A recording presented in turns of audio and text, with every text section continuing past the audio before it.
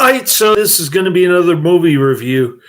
This one's called Hot Shots, 1991. This is going to be another Karate Man recommendation. Giving it 1 out of stars, 5 stars. Hated this flick. Sorry, Karate Man. But your recommendations from a few years ago keep getting worse as I progress along my movie list. Unprecedented, uncut, under $10, Hot Shots, the mother of all movies. That has to be the lamest movie poster of all time. Hot Shots is a 1991 U.S. comedy film directed by Jim Abrahams, co-writer and co-director of Airplane. The gags here are very similar to Airplane 2. I think that's what it's called. I didn't laugh a single time. Yeah, this movie reminds me of Airplane 2, the sequel. Okay? That's how lame the jokes are. Not a single gag had me laughing. Not even when Charlie Sheen got electrocuted by the light bulb or the dangling wires or whatever was going on. I don't remember. Okay, written by Abrahams and Pat Proft. It stars Charlie Sheen, Carrie Ools, Valeria Golino, Lloyd Bridges, John Cryer, Kevin Dunn, Christy Swanson, Bill Irwin, and Ephraim Zimbalist Jr. The film is primarily a parody of Top Gun, with some scenes spoofing other popular films, including 9.5 Weeks, The Fabulous Baker Boys, Dances with Wolves, Marathon Man, Rocky, Superman, and Gone with the Wind. A sequel, Hot Shots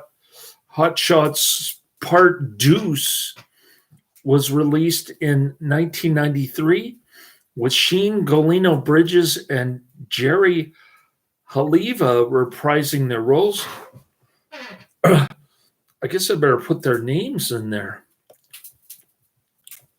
because I've got Hot Shots Part Deuce at number 4 on my list. I'm sorry to say I gave into Human Respect and I put all of Karate Man's lame movie recommendations on my list. Well, I'll keep an open mind. Let's hope Part Deuce is better than the original. The film begins at Flemner Air Base 20 years in the past.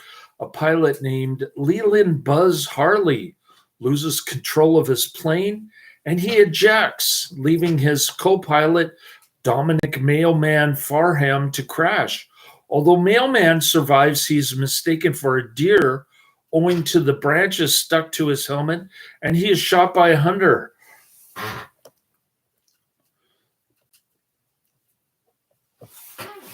Topper Harley wakes up from a nightmare he is having about the event when Lieutenant Commander Block asks him to return to active duty as a pilot in the U.S. Navy to help on a new top-secret mission, Operation Sleepy Weasel, commanded by the senile and accident-prone Admiral Benson. Harley experiences intense psychological problems, especially when his father is mentioned. His therapist, Ramonda, tries to stop Topper from flying, but she relents, and she also starts to fall in love with him. Meanwhile, Topper gets in a feud with another fighter pilot, Kent Gregory, Mailman's son, and a former boyfriend of Ramonda, who blames Buzz Harley for his father's death and believes Topper is dangerous. Block starts privately meeting with an airplane tycoon, Mr. Wilson, who has recently built a new super fighter that will make the American pilots superior, the U.S. pilot's superior. Block reveals that he brought back Topper for the reason of making Sleepy Weasel fail. Block would then report that it was the Navy's planes that were the real reason for the mission failure and that they need to be replaced with Wilson's planes. During one of the last training missions, an accident between Pete Deadmeat Thompson and Jim Washout Pfaffenbach leaves Deadmeat killed and Washout demoted to radar operator. Block believes this is enough to convince the Navy to buy new fighters, but Wilson calls it a minor incident, saying the planes need to fail in combat. Topper develops a strong emotional attachment to Ramonda, but she is haunted by her past with Gregory. On the carrier SS Isis, Benson reveals the mission to be an attack on an Iraqi nuclear plant. Are you kidding me? Weapons of mass destruction? This movie is insulting to my intelligence. Please stop it. And Block assigns Topper to the lead of the mission, much to Gregory's protest. Wilson, who is also on board, instructs a crew member to sabotage the planes, putting the pilots' lives at risk. In the midst of the mission, Block mentions Buzz Harley to Topper, who has a panic attack and is unable to lead. Block just starts to call out for the mission to be aborted when Iraqi fighters attack the squadron. I wanted the Iraqi fighters to shoot them down. All the planes' weapons fail, and Block, realizing what has happened, tells Topper that he saw what really happened with Buzz and Mailman. That Buzz tried to do everything possible to save Mailman, but he ended up falling out of the plane, failing in his attempts. With his self-confidence restored, Topper single-handedly beats the Iraqi fighters, and he bombs the nuclear plant, dropping a bomb directly on Saddam Hussein. Okay, I've had enough. This movie is sickening. Back aboard the ship, it's a real stinker. Back aboard the ship, Wilson's plane is revealed, and his standing with the military is lost. Back in port, Gregory hails Topper as a great pilot and gives his blessing to Ramada to be with Topper. All right. And I won't mention the end credits because Amazon Prime cut them off. You pay 40 cents less on Amazon Prime to rent a movie, and they cut off the movie credits. Principal photography was filmed throughout California in locations such as Hollywood Forever Cemetery and San Diego. The film debuted at #1 in the United States and it grossed $180 million worldwide. Laimbeer production company, Peter V. Miller Investment Corp., distributed by 20th Century Fox. Release date, July 31st, 1991. Running time, 84 minutes. Country, United States. Language, English. Budget, $26 million. Box office, a whopping $181.1 million.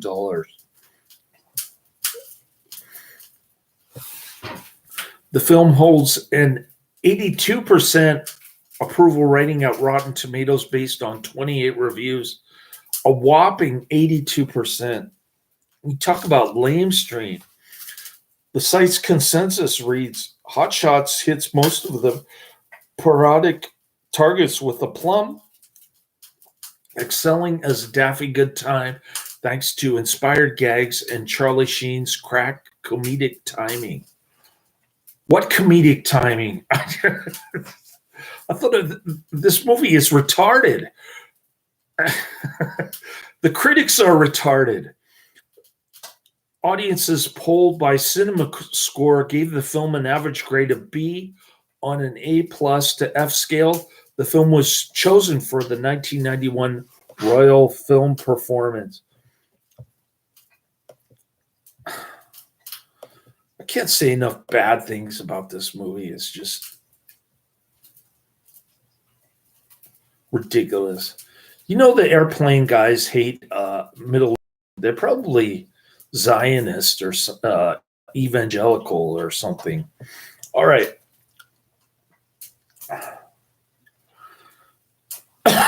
Here we go. Hot Shots, 1991.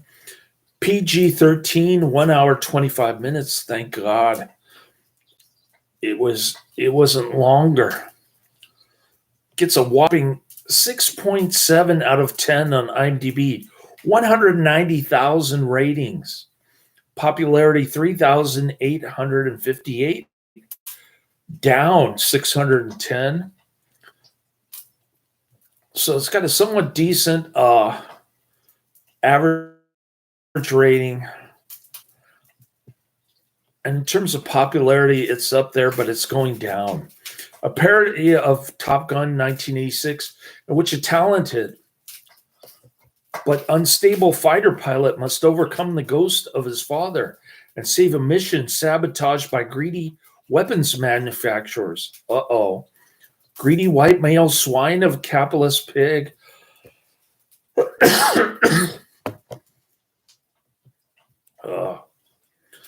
More like this, Hot Shots Parts Deuce, which gets a 6.6, very similar rating. I'm not looking forward to it. Naked Gun 2.5, The Smell of Fear, which I disliked. Oh no, that wasn't the one that I disliked. I disliked Naked Gun 33.5, The Final Insult. And then you've got the Naked Gun from the Files of Police Squad. The aircraft carrier on which the movie takes place is actually a wooden deck built on the edge of a cliff at a deserted marine land facility. The film was shot at an angle that made the deck look like a ship at sea. When Harley does his stunt on his bike and Ramada does her stunt on the tree branch, the gymnastics bar is briefly visible behind the branch. Admiral Benson comes in the briefing room in riding pants and he says, "Be seated. Many of you are wondering what's wrong with my pants." Well, they started running short on materials right before they got to the knees, so they didn't give me any poop. I look out there on the wonderful guys and I say to myself, what I wouldn't give to be 20 years younger and a woman. You know, I've personally flown over 194 missions and I was shot down on every one. Come to think of it, I've never landed a plane in my life. Crazy credits at the end of the credits, just before any similarity, etc. If you had left this theater when these credits began, you'd be home now. The film was cut in Australia after the distributors received an M rating. The word F, UCK, was removed to obtain a PG rating. The distributors had the option of using the uncut version for VHS, but they chose not to. The film only being released uncut on DVD many years later. And this was edited from Rocky II, 1979. Soundtracks, Dream Lover, written by Bobby Darin, performed by Dion DiMucci as Dion. All right, here's a review from Hitchcock,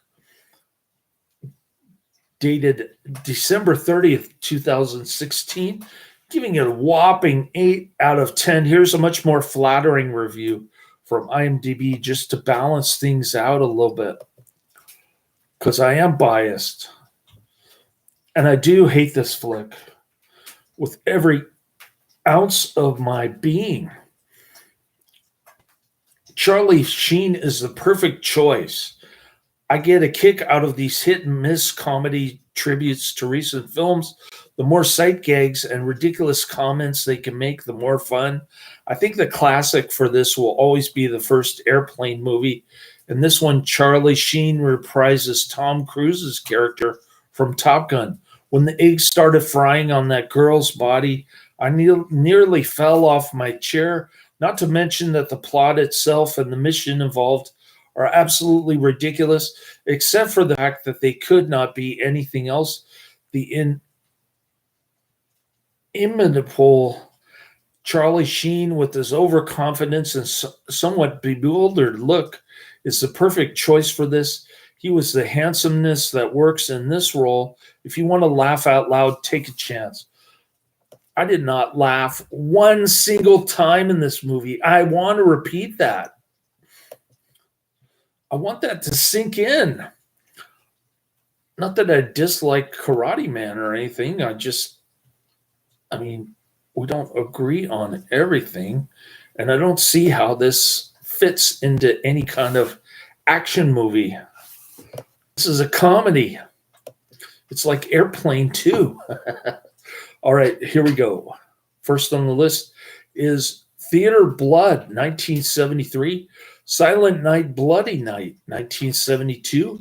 And then we've got Hot Shots Part Deuce, 1993, which I'm not looking forward to. Laters.